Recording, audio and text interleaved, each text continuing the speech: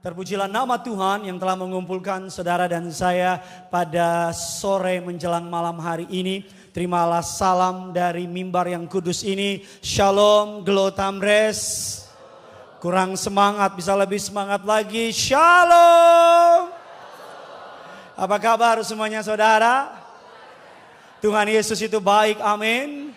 Banyak berkat, banyak mukjizat, banyak uang saudara. Puji Tuhan. Siapa yang bangga punya Tuhan Yesus, boleh lambaikan tangan saudara. Kalau saudara nggak keberatan, boleh kasih salam kiri kanan saudara. Katakan dikit lagi kita buka puasa, bilang saudara. Dikit lagi kita berbukalah dengan firman Allah saudara. Puji Tuhan. Minggu lalu saya tidak bisa hadir dan saya kangen sama saudara. Apa kabar semuanya? Saya berdoa saudara baik-baik saja, amin. Dikit lagi lebaran, pembantu akan pulang, kuatkan dan teguhkan hatimu. Sebab Tuhan menyertai setiap saudara dan saya. Mari sama-sama kita akan belajar kebenaran firman Tuhan. Keluarkan pulpen dan catatan saudara. Saya ajak saudara untuk mencatat atau mengitu saudara. Menulis firman Tuhan agar saudara ketika lupa bisa kembali mengingat. Atau saudara bisa membagikan kepada orang-orang yang saudara kasihi. Injil Matius 6 ayatnya yang ke-33. Doa saya sama seperti saya diberkati dalam mempersiapkan khotbah ini. Kiranya saudara juga diberkati ketika mendengar firman Tuhan pada hari ini. Katakan amin. Yuk sama-sama yang sudah di sana, sama-sama dengan saya katakan saya pasti diberkati. Yuk sama-sama kita baca satu ayat yang sangat terkenal dari kalangan Kristen. 3, 2, ya tetapi...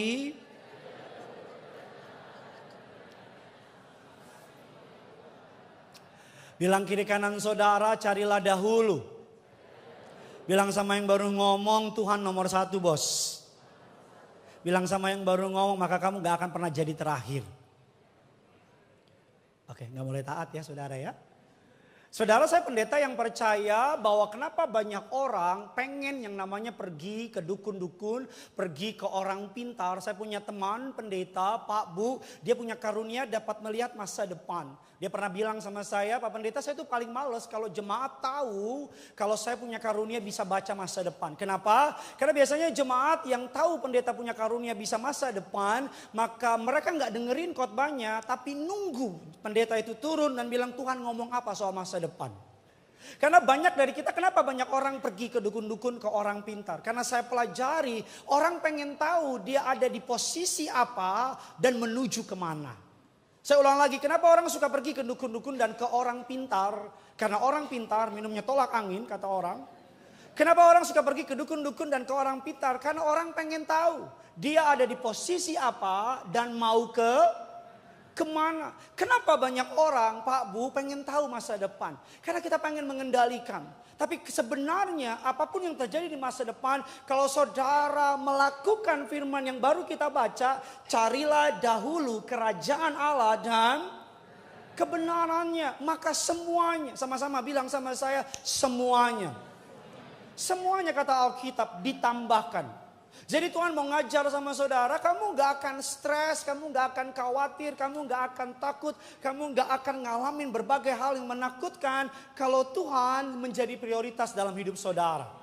Izinkan saya bertanya di sini, siapa yang menyebut dirinya sebagai pengikut sejati Yesus? Puji Tuhan, saudara. Yang gak angkat tangan itu pintu keluarnya saudara.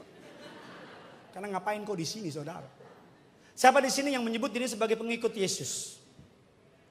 Lalu pertanyaan saya, sebagai pengikut Yesus, kalau ini ada 4 bangku, Pak, Bu, jemaat Tuhan, ada 4 bangku, melambangkan sebagai prioritas dalam hidup orang percaya.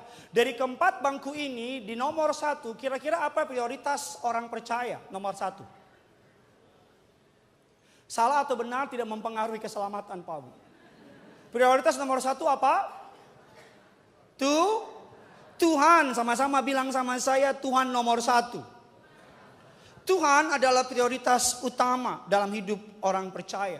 Setelah Tuhan, kira-kira apa prioritas utama dalam hidup orang percaya? Apa? Keluarga, ada lagu yang terkenal, harta yang paling berharga adalah perumahan. keluarga. Yang ketiga, yang paling penting bagi orang percaya setelah Tuhan dan keluarga. Apa Bapak Ibu? Saya izin lagi minggu ini ya. Ya sudah nggak tertarik sama khotbah saya. Karir, pekerjaan. Dan yang paling terakhir orang Ibrani nyebutnya hepeng. Ada pepatah kuno Ibrani yang nyebut hepeng mengatur negara on. Ini saudara prioritas orang percaya. Nah tolong jawab pertanyaan saya dalam hati saja. Nggak usah jawab angkat tangan biar kamu nggak malu. Tolong jawab saya dengan jujur. Apakah ini sudah menjadi kehidupanmu? Apakah ini sudah menjadi your priority? Apakah Tuhan yang nomor satu? Dan berikutnya adalah keluarga. Dan berikutnya adalah karir dan baru uang. Apakah ini yang menjadi kehidupanmu? Atau jangan-jangan mari kita jujur. Kita sejujurnya yang nomor satu prioritas dalam hidup kita. Di gereja kita bilang emas dan perak tiada artinya. Tapi kenyataannya uang nomor satu. Setelah uang mending keluarga kita menempatkan karir nomor satu. Ada banyak orang hebat di luar tapi hancur di keluarga. Kalau saya suruh milih luar atau keluarga, saya akan dengan tegas tanpa mikir ulang-ulang keluarga. Karena yang pertama kali Tuhan percayakan kepada saya bukan jemaat, tapi anak-anak saya. Itu adalah pelayanan pertama saya. Setelah keluarga, baru kita ingat sama Tuhan. Tuhan menjadi penting ketika dokter bilang dalam tubuh kita ada benjolan. Baru kita cari Tuhan. Tuhan menjadi penting ketika dokter bilang kamu mengalami sebuah penyakit yang kanker tumor yang ganas. Makanya ketika kita punya masalah baru ingat sama Tuhan. Bukan lagi Tuhan tapi Cuhan. Dan bukan lagi tolong tapi colong. Nah makanya tema khotbah hari ini Pak Bu adalah saat Tuhan bukan prioritas. Itu khotbahnya hari ini. Ketika Tuhan tidak menjadi prioritas dalam hidup orang percaya. Goal dari khotbah ini untuk kita kembali melakukan general check up. Look inside of you. Lihat ke dalam diri saudara. Jangan-jangan kita jadi orang Kristen yang munafik. Di gereja kita bilang Tuhan. Tetapi Senin sampai Sabtu kenyataannya berbeda. Apa yang disebut sebagai saat Tuhan bukan menjadi prioritas. Dikatakan iman yang menempatkan Tuhan di urutan kedua mencerminkan hati yang terpecah.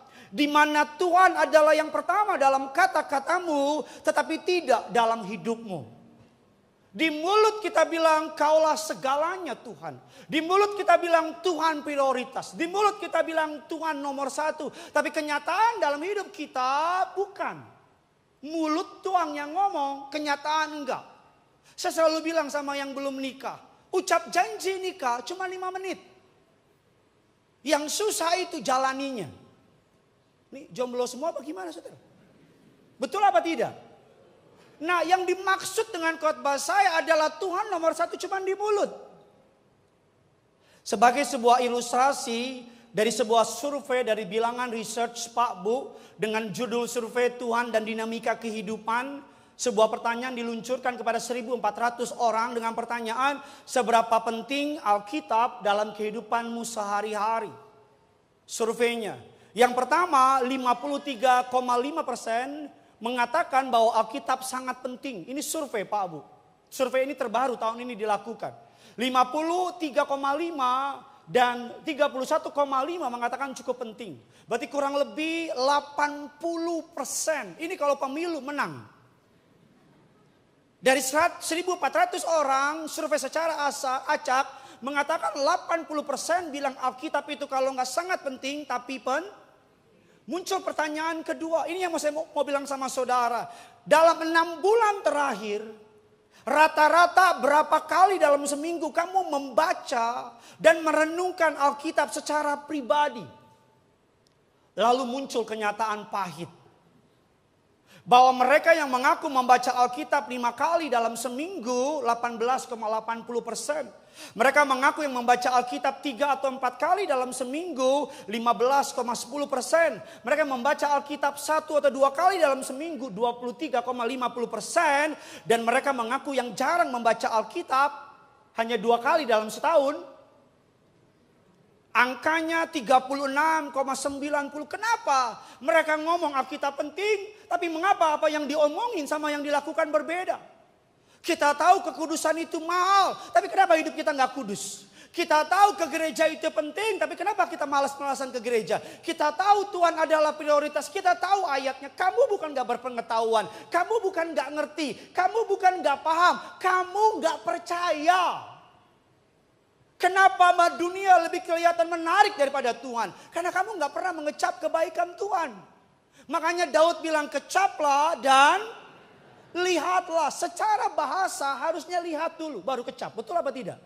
Karena Tuhan mau bilang sama saudara, kalau kamu gak pernah ngalamin kebaikan Tuhan, maka kamu akan terpaksa untuk menjadikan Tuhan prioritas.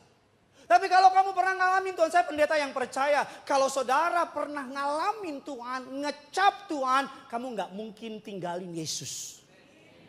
Masalah boleh ada, badai boleh ada, kamu gak akan mundur dari Yesus. Jadi kalau ada orang yang pindah dari kekristenan, saya yakin dia gak pernah ngalamin Tuhan. Amin. Kalau kamu pernah di gereja angkat tangan, lagu pujian aja kamu nangis. Karena kakimu keinjak sama bangku orang. Khotbahku tergantung responmu hari ini. Kamu lagu pujian, Pak, saya pernah nyanyi lagu Pak. Dalam Yesus kita bersaudara, nangis saya. Saking baiknya Tuhan. Kalau kamu pernah ada di ibadah Pak Bu, dari awal sampai akhir nangis terus. Karena Tuhan tolong, Tuhan bela, saya yakin badai boleh ada, tantangan boleh ada. Orang itu tetap berdiri kuat karena pengharapannya sama Tuhan. Amin. Makanya kamu perlu mengecap. Jangan jadi Kristen karena papamu Kristen. Jangan jadi Kristen karena mamamu Kristen. Saya baca sebuah kutipan pendeta, teman saya bilang gini, masalah kita serius. Tapi cara kita cari Tuhan bercanda. Gak ngerti kau? Masalah hidup kita serius, tapi cara kita cari Tuhan bercanda. Bercanda. Masalahmu serius bos.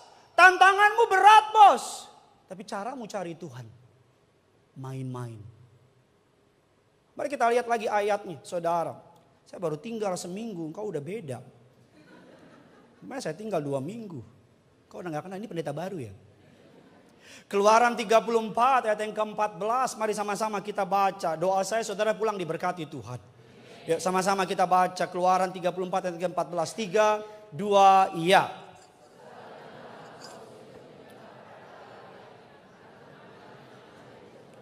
Adalah Allah yang apa? Saudara, dari seluruh kepercayaan yang pernah ada di muka bumi ini, dari seluruh dewa-dewa, Tuhan, Allah dan sebagainya, hanya Tuhannya orang Kristen yang menyebut dirinya Allah yang cemburu. Hanya Tuhannya orang Kristen. Tidak ada Tuhan di kolong langit ini dalam sistem manusia, dari manusia hidup sampai sekarang, yang menyebut dirinya dia Allah yang pecemburu. Hanya Tuhannya orang Kristen. Tuhannya orang Kristen tidak mau berbagi tempat dengan siapapun. Dia mau hubungan eksklusif sama saudara dan saya, katakan amin. Dia mau dekat sama saudara dan saya, katakan amin. Dia tidak mau ada orang lain dalam hubunganmu sama Tuhan, no.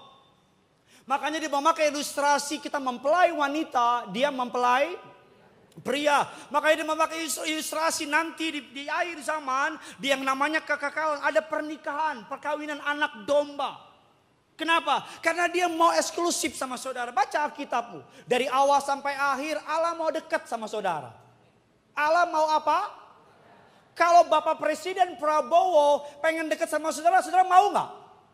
Mau banget lah. Karena saya tahu apa maksudmu. Nggak mungkin tulus lah. Pasti saudara tahu ada sesuatu yang bisa saudara ambil. Berdasarkan kekuasaan yang diamanatkan undang-undang kepada Bapak Presiden. Saudara bisa bayangin nggak? Dari awal Tuhan mau dekat sama saudara. Ketika dia menciptakan Adam dan Hawa. Ditaruh di mana Adam dan Hawa? Taman apa? Palem. Taman Eden. Alkitab bilang tiap sore Adam, Hawa, Allah tiap sore ngabuburit mereka. Jalan-jalan cari takjil. Allah tanya, Adam udah buka belum? Tiap sore.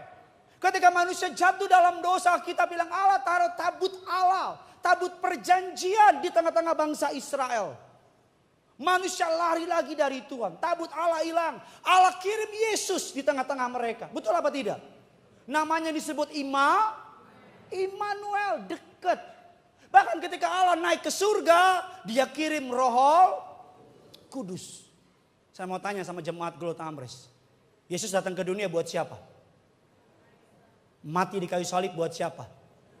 Bangkit pada hari ketiga buat siapa? Naik ke surga duduk di sebelah kanan Allah Bapa menjadi pembela buat siapa? Nanti datang kedua kali buat siapa? From very beginning, dari awal sampai akhir, seluruh isi Alkitab adalah saudara dan saya jadi sasaran dari kasihnya Tuhan. Amin saudara. Dari awal Allah cari cara untuk mengasihi saudara. Dosa tidak menghalangi dia. Dosa justru Allah cari cara untuk kembali dekat sama saudara. Allah gak pernah lari dari kita. Kita yang lari dari dia. Allah gak pernah menjauh dari kita. Kita yang menjauh dari dia. Allah gak pernah ninggalin kita. Ada orang tanya sama saya, di mana Tuhan? Saya bilang sama dia, salah pertanyaan kamu. Kamu yang di mana? Karena Tuhan tetap ditatanya. Dalam kasih karunia-Nya menanti kamu. Allah gak pernah berubah. Emang Allah tiba-tiba pindah surat domisili? Allah gak pernah pindah. Kamu yang di mana? Kalau kamu merasa jauh dari Tuhan, bukan Tuhan yang menjauh. Tapi kamu yang menjauh. Kalau kamu ngerasa kamu ditinggalin Tuhan, bukan Tuhan yang tinggalin. Kamu yang tinggalin. Kalau kamu udah khotbah teriak-teriak jemaat cuman diem, biarin aja. Mereka diem karena mereka diberkati. Gak yakin gue malu saudara. Mari kita lihat lagi Keluaran 20 ayat yang ketiga dan kelima. Pak Bu, ini slow pelan-pelan tapi endingnya engkau kenyang, feel good and feel God saudara. Keluaran 20 ayat ketiga dan kelima. Yuk sama-sama kita baca. Jangan Allah lain di hadapanku, jangan sujud menyembah kepadanya atau sebab aku Tuhan Allahmu adalah Allah yang apa? Pecemburu. Jangan sujud menyembahnya. Saudara, dari 10 hukum Taurat nomor satunya apa Bapak Ibu? Apa nomor satunya? Ketuhanan yang Maha Esa. Nomor satunya jangan ada padamu Allah lain. Kenapa nomor satunya itu? Karena Tuhan tahu gagal nomor 1, 2 sampai 10 gagal semua. Karena Tuhan tahu akar dari dosa adalah ketika manusia memiliki perselingkuhan dengan Allah yang lain. Allah di sini bukan berarti saudara pindah agama atau nyembah dewa, no. Zaman dulu Allahnya adalah lembu emas, zaman sekarang Allah yang lain bisa jadi sesuatu yang kau hargai lebih daripada Tuhan. Bisa jadi namanya pekerjaan, bisa jadi namanya anak, bisa jadi namanya pelayanan, bisa jadi namanya karir, you name it. Saint Agustinus mengatakan demikian. Penyembahan berhala adalah ketika kita menyembah apa yang seharusnya dimanfaatkan dan memanfaatkan apa yang seharusnya disembah. Itu penyembahan berhala. Saya mau tanya, uang itu dimanfaatkan apa disembah? Karir itu dimanfaatkan atau disembah? Jabatan itu dimanfaatkan atau disembah? Tuhan itu dimanfaatkan atau disembah? Kita kebalik. Kita justru pakai uang, kita sembah, Tuhan kita manfaatkan. Dulu orang pakai uang untuk muliakan Tuhan. Sekarang orang pakai Tuhan untuk cari uang. Betul apa tidak? Dulu orang uangnya dipakai for the glory of God. Sekarang orang pakai Tuhan supaya dapat duit. That's why sesuatu yang saudara kasihi lebih daripada Allah, Alkitab bilang God is a jealous God. Tuhan adalah Tuhan yang pecemburu. Ulangan 4 ayat yang ke-24 mengatakan dengan lebih tegas lagi. Sebab Tuhan Allahmu adalah api yang apa? Allah yang apa Bapak Ibu? Cemburu. Mungkin saya bilang sama saya Pak Pendeta, emang Tuhan kayak manusia ya? Cemburu-cemburuan. Kata cemburu dalam Alkitab menggunakan dua kata dalam bahasa Ibrani, kana. Karena yang pertama nunnya cuma satu, n-nya cuma satu. Ini dipakai kata cemburu manusia. Manusia kepada sesamanya. Sebagai contoh, tetangga yang beri kulkas, kita yang kedinginan. Tetangga yang beri mobil, kita yang ngitungin gajinya. Gak dapat tuh gajinya tuh. Itu kana, cemburu manusia. Tetapi Alkitab, tolong ditampilkan slide-nya. Kata cemburu yang dipakai di sini, nunnya dua. N-nya dua. Cemburu yang hanya khusus untuk Allah. Apa makna kata cemburu yang dimaksud oleh Allah? Adalah sebuah kecemburuan yang penuh gairah. Gampangnya begini. Seperti seorang ayah yang iri melihat anaknya lebih dekat sama orang lain. Seperti seorang ayah yang iri melihat anaknya bergaul dengan orang-orang yang rusak.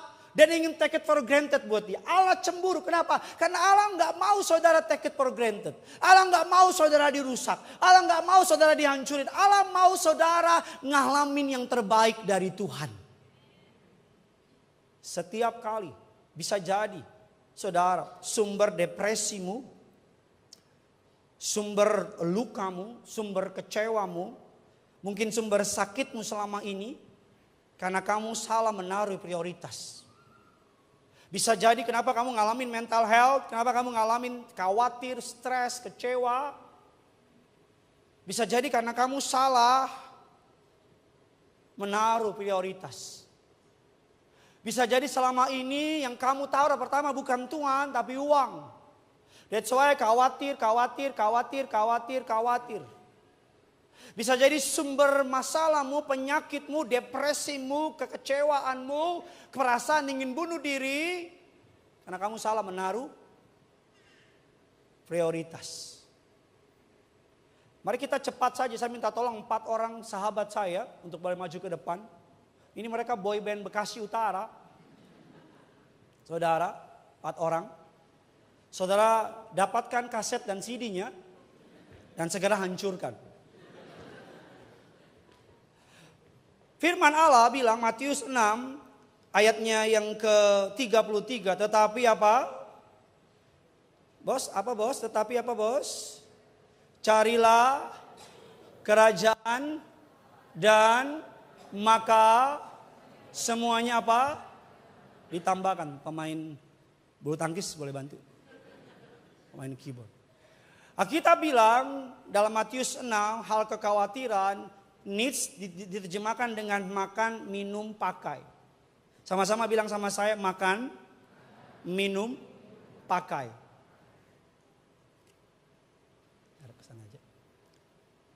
Makan, minum, pakai. Di dunia ini ada 2. Mengandalkan dan mengendalikan. Sama-sama bilang sama saya, mengandalkan. Sama-sama bilang sama saya, mengendalikan. Nah, makan, minum, pakai mengandalkan mamon. Karena kita nggak bisa beli barang tanpa mamon. Saudara nggak bisa bilang pergi ke toko swalayan dan ketika mau bayar saudara bilang di atas kayu salib sudah dibayar lunas. Maka orang akan bilang lu gue salib sini. Jadi 3M mengandalkan mamon. Mamon mengendalikan. Ini gampang kok, gampang. Ini setengah dari IQ-mu cukup kok. Mengendalikan dan mengandalkan. Sama-sama bilang sama saya mengendalikan. Sama-sama bilang sama saya mengandalkan. Kasih yang sedih-sedih bos. 3M mengandalkan mamon. Siapa yang mengendalikan 3M? Mamon. Mamon perlu yang namanya manusia. Mamon mengandalkan manusia. Betul? Uang ini mahal karena kita manusia sepakat perlu ada alat tukar. Betul apa tidak? Tanpa manusia uang gak ada arti. Sebagai contoh, saudara taruh uangmu 10 juta di meja makan. Kamu tinggalin 5 tahun, jadi apa? Hilang. Ada maling di rumahmu emang. 10 juta kamu taruh di meja makan, 10 tahun lagi kamu balik tetap Karena uang nggak bisa, uang nggak bisa begini. Kita kumpul yuk beli saham Pertamina.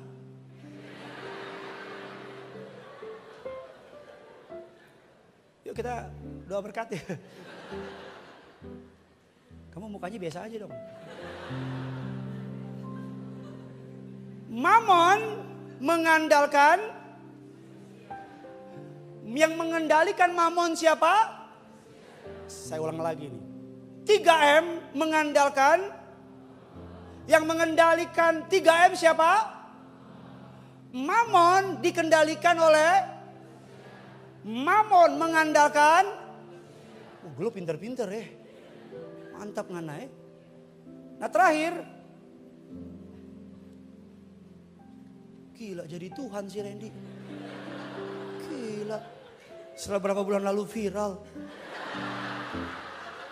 Tuhan dia sekarang, gila. Saya minggu lalu naik gunung sama Randy. Dari kaki gunung sampai puncak orang minta foto. Bukan saya, dia. Mana gue yang fotoin lagi. Kurang ajar emang nih anak satu nih. Dia bilang gini sama saya, Kak, kita sama-sama viral, Kak. Kakak viral se-Indonesia, segereja, saya viral se-Indonesia.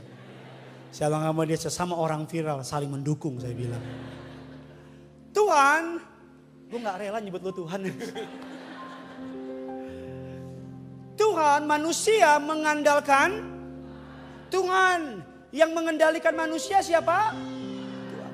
Tangannya, manusia. Memang manusia susah taat sama manusia. Mamon, cepat. Ini yang benar. Ini yang benar. Ini prioritas yang benar. Tuhan mengendalikan manusia, manusia mengandalkan Tuhan.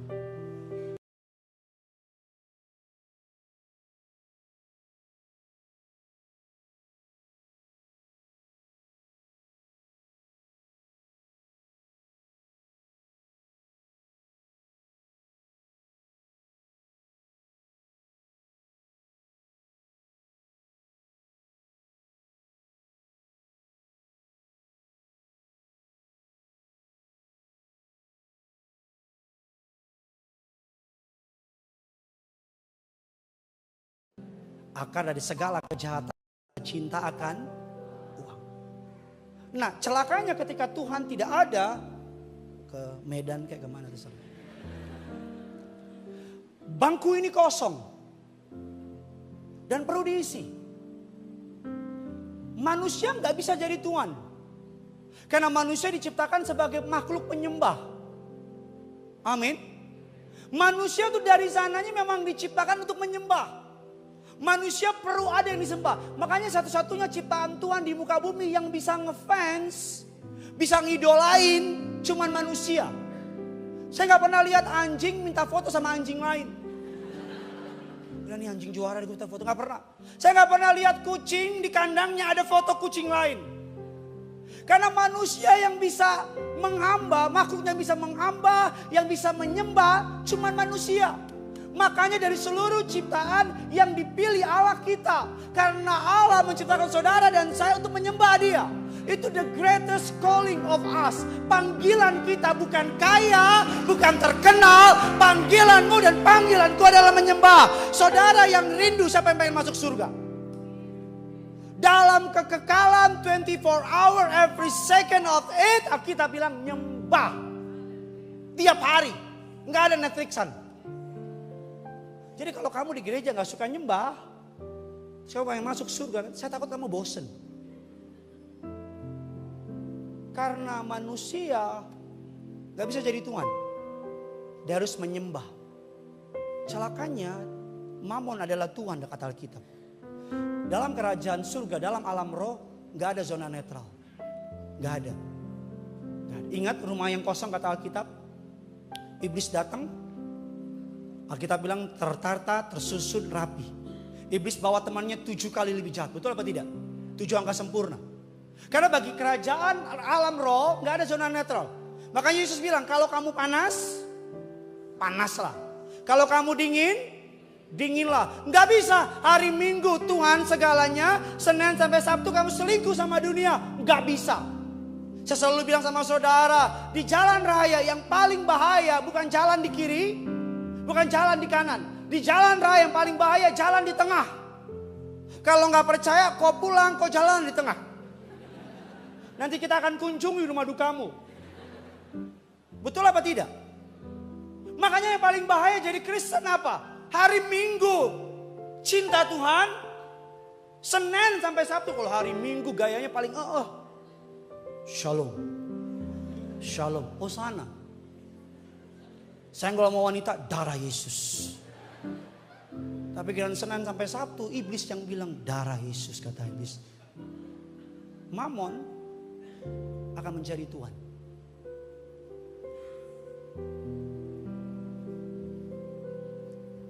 Pegang. Dia cocok jadi manusia. Tidak percaya. Mamon yang perintah. Mamon yang ngendaliin. Manusia yang ngendaliin mamon. Ini kan manusia akhir zaman kayak begini. Mamon yang perintah kapan makan. Kapan minum. Kapan ke gereja. Kapan cuti. Kapan acara keluarga. Anaknya bilang, Pak besok Minggu gereja yuk. Habis itu jalan-jalan. Papa bilang, oke, ayo kita jalan-jalan ya. Terus di Minggu pagi bosnya telepon. Jaga toko dong. Aduh gue ada janji bos sama anak keluarga. Ini lemburannya gede loh. Sedetik 1 juta. Itu kalau ada gue juga mau jaga sih. Tolong info locker ya kalau ada. 1 juta 1 hari. Dia langsung bilang, Mamon. Makanya saya selalu bilang sama saudara, hidup ini gampang kok, gampang banget. Saya ketika memulai gereja, otak saya tuh dulunya tadi itu duit. Aduh bayar ini, aduh bikin ini, aduh sewa ini, duit. Sampai suatu hari dalam impresi saya sama Tuhan kayak bilang gini sama saya, yang panggil kamu aku apa manusia? Gembalanya kamu apa aku? Kalau aku yang panggil, aku yang sediakan. Sehingga saya bilang sama istri saya bilang sama istri saya, udahlah gak usah pusingin. Nanti Tuhan sediakan. Memang gak langsung ketika amin, tiba-tiba langit terbuka dan uang $10 juta turun. Haleluya. Enggak. Step by step. Makanya ketika Tuhan datang, pindah posisi. Tuhan ngajar manusia. Berkat Tuhanlah yang menjadikan kaya. Susah payah tidak menambahinya.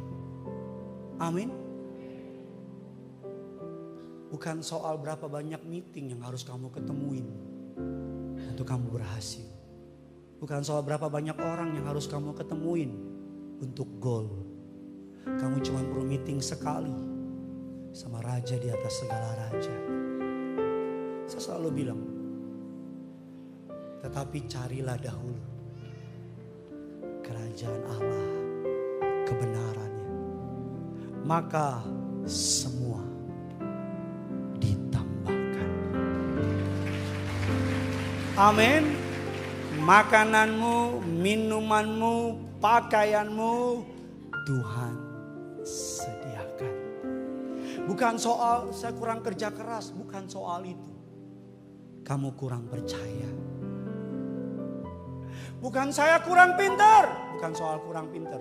Kamu kurang berserah. Saya gak berpengalaman, bukan soal gak berpengalaman. Kamu kurang mengandalkan. Karena ketika Tuhan yang terutama, ketika Tuhan yang menjadi nomor 1, maka segala yang saudara perlukan. Saya pendeta yang percaya, berkat gak usah dikejar. Karena berkat yang diperintahkan Tuhan buat kejar kita. Doa saya bulan ini, mumpung di awal bulan, boleh kembali kasih tepuk tangan buat mereka. Doa saya di bulan yang baru ini, saudara dan saya dapat melihat berkat Tuhan dicurahkan. Kata kuncinya, kata kuncinya adalah Tuhan nomor 1. Amin. Kita tutup Alkitab kita berikan tepuk tangan yang luar biasa.